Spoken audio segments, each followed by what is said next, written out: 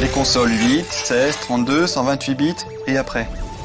Bonjour à tous. Bonjour Compile. Alors je te préviens, si tu commences à faire des jeux de mots entre bits et biteux, je me barre avec mes petites pattes.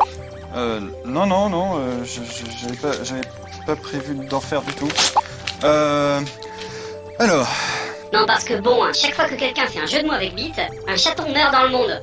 Je te signale que ça aussi c'est une vanne super éculée. Éculé toi-même, non mais oh. Heureusement que je suis là pour relever le niveau de cette émission de merde. Alors, les bits... Attendez, je vérifie, c'était Cyril. Ah, et tu me prends pour un chobit ou quoi? Ah, je me suis trompé de bouton. Au fait, Chi, elle avait combien de bits? Ah, je suppose qu'elle en avait 0. Quoi? Non, je voulais pas dire ça. Pardon. Alors, pour faire simple, dans une console ou dans n'importe quel ordinateur, il y a ce qu'on appelle un bus. C'est un ensemble de connexions qui permet de transférer les données entre le CPU et les autres puces de la machine, notamment la RAM. Comme mon bus PCI qui ne marche toujours pas. C'est juste des fils électriques, quoi. En gros, dans une machine, on repère ce type de connexion assez facilement car sur la carte mère, ce sont des connexions sous forme de lignes parallèles. Chaque ligne peut transférer un bit à la fois. Je rappelle qu'un bit c'est 0 ou 1, le courant passe ou ne passe pas. Donc en multipliant les bits... Quoi c'est pas une blague! En multipliant les bits, on augmente le nombre de données transférées en une seule fois. Et c'est tout? 8, 16, 32, 128 bits? C'est juste le nombre de connexions entre le CPU et les autres puces?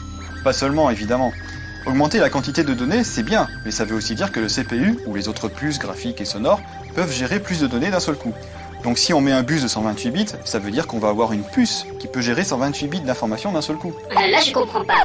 J'ai toujours vu écrit sur les consoles processeur 128 bits, mais j'ai jamais vu écrit puce 128 bits ou bus 128 bits. Oui, mais tout est lié.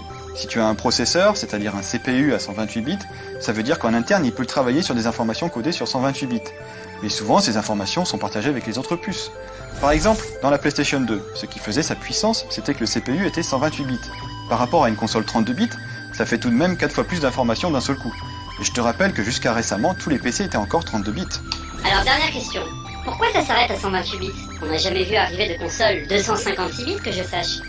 Parce que pour un CPU, il n'y a que peu d'intérêt à avoir plus de 64 bits en réalité. Un CPU, ça ne sert qu'à faire des opérations plutôt banales avec des variables simples.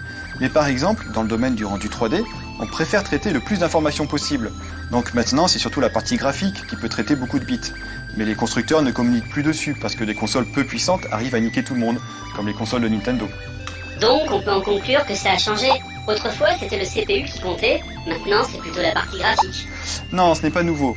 Rappelle-toi qu'on avait dit que dans les vieilles consoles 2D et dans les jeux d'arcade, les puces graphiques comptaient déjà énormément. Par exemple, NEC disait que la PC Engine était une console 16 bits, parce que sa puce graphique travaillait en 16 bits, mais son CPU était 8 bits, comme sur la NES. Ah d'accord. Mon grand-père m'a dit n'importe quoi alors. J'ai toujours cru que la PC Engine avait 2 processeurs 8 bits, et que c'était pour ça qu'on disait que c'était une 16 bits. Mais si on suit cette logique, ça aurait été une 24 bits. Ouais, enfin bon, si tu veux, mais ton grand-père t'a bien bullshité la gueule en tout cas. Et le tien il avait combien de bits? Bon, je me barre.